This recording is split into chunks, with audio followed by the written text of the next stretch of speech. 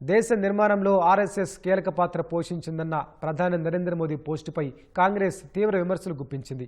గాంధీకి అత్యంత సన్నిహితుడైన ప్యారేలాల్ రాసిన Mahatma Gandhi the last phase పుస్తకాన్ని ఉటంకిస్తూ ఆర్ఎస్ఎస్ను నిరంకుశ దృక్పథం కలిగిన మత సంస్థగా బాపు అభివర్ణించినట్టు కాంగ్రెస్ గుర్తు చేసింది.